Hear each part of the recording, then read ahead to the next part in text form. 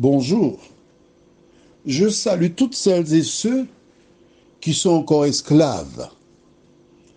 Le 22 mai, c'est à la Martinique au moins, la date de la commémoration de l'abolition de l'esclavage. Nous lirons aujourd'hui dans le livre de Matthieu, chapitre 1er, les versets 18 et 19. Prions juste avant. Notre Seigneur et notre Dieu, nos âmes te louent et te bénissent pour le bonheur de connaître Jésus de Nazareth. Merci pour le privilège que tu nous donnes chaque jour de venir nous désaltérer dans la parole et de nous laver dans le sang de Jésus de Nazareth.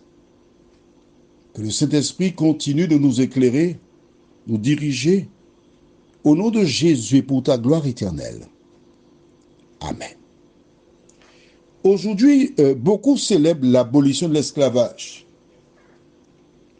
Mais je vais te choquer encore, même si c'est mon habitude et je ne veux pas changer. Je voudrais te dire que nous sommes tous toujours des esclaves. Mais oui, nous sommes esclaves d'un système, esclaves d'une société. D'autres sont esclaves d'un homme ou d'une femme, ou d'un enfant, ou de parents. Si tu n'es pas dans l'une de ces catégories,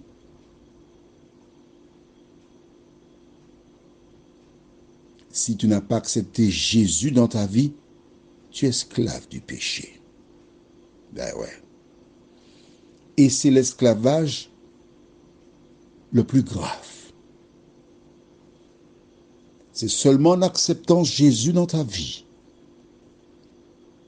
que tu es libéré de toute forme d'esclavage.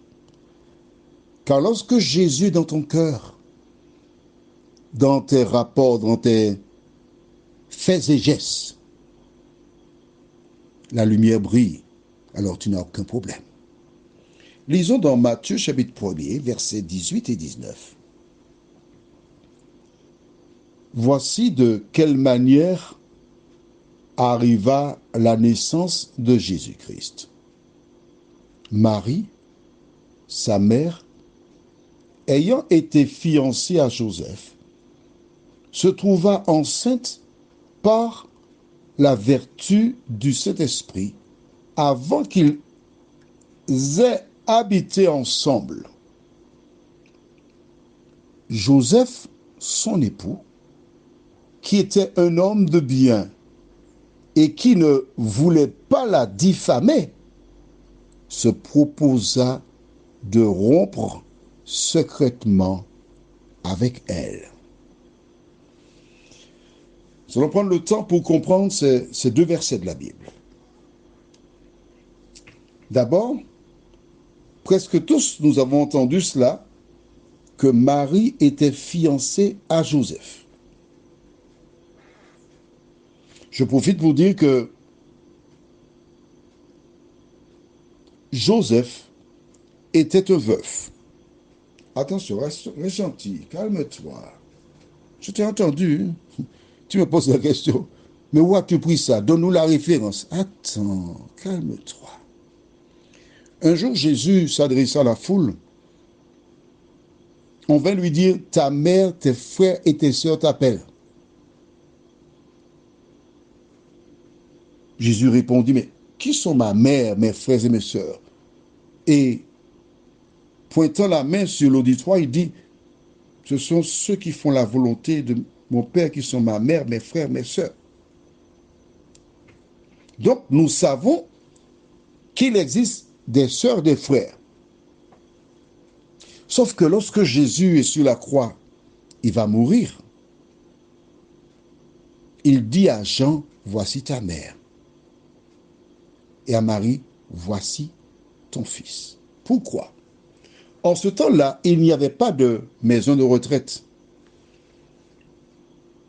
Et Zacharie avait prié, demandé à Dieu, donne-nous un garçon.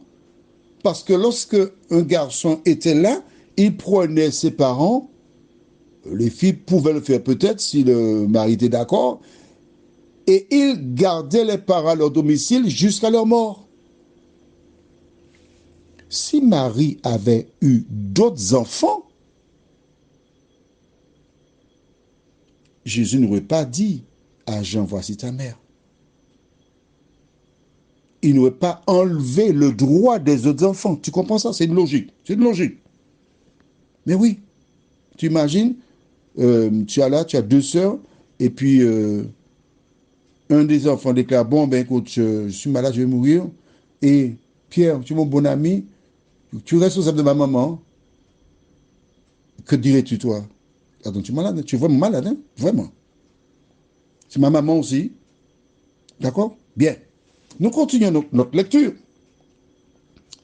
Elle se trouva enceinte par la vertu du Saint-Esprit avant qu'ils aient habité ensemble. Important. Verset 19. Joseph, son époux, on a dit qu'ils sont fiancés, mais pourquoi on dit maintenant son époux? À l'époque, lorsque un jeune homme faisait une démarche, il allait chez les parents de la jeune fille, dire « J'aime votre fille, je voudrais l'épouser ». On fêtait les fiançailles. Et à partir de ce moment-là, la femme, on ne l'appelait plus mademoiselle, elle est réservée, on l'appelait madame. C'est quand j'étais à Trinidad dans les années 74, je n'oublierai jamais un homme, Bertrand Bacchus de Saint-Vincent. Et une jeune fille qui n'était pas mariée, mais qui avait dans sa main gauche une bague. Il appela cette jeune fille madame. Je lui ai dit, mais pourquoi tu appelles madame, pas mariée? Il m'a dit, écoute, tu as vu dans sa main, elle a une bague de fiançailles. Lorsqu'on est fiancé, on appelle les gens, chez nous, les Anglais, madame. Elle est mariée. Ah, d'accord. Et c'est ce qui m'a permis de comprendre ce verset.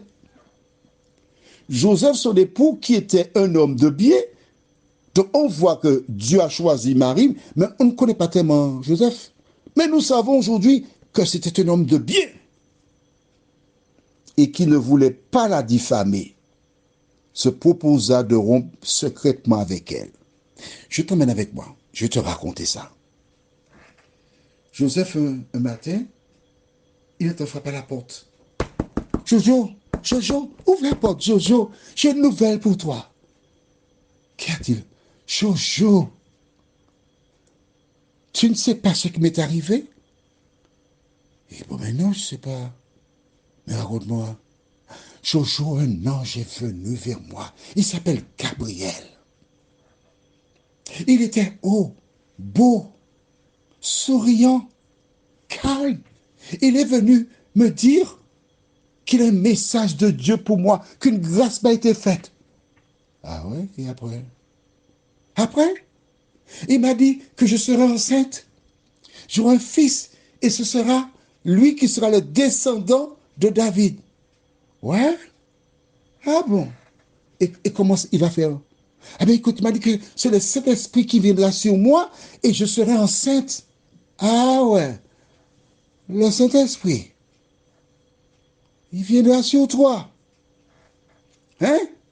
Et tu seras enceinte. Ouais. C'est tout ce que tu as trouvé comme explication. Non mais attends, tu me prends pour une poune. Mais je t'assure, Jojo, je porterai un enfant. C'est lui le Messie. Ouais, c'est ça, d'accord. On en reparlera. Hein? C'est ça. Prions. Notre Seigneur, notre Dieu.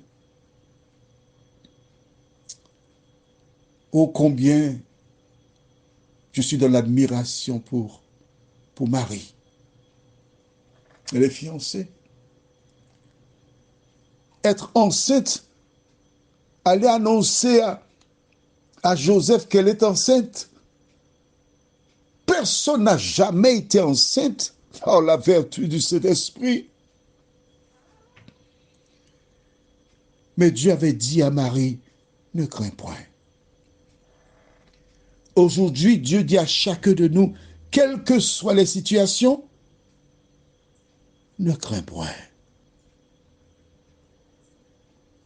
Et Marie avait répondu, je suis la servante du Seigneur, qu'il me soit fait selon la parole. Premier écueil.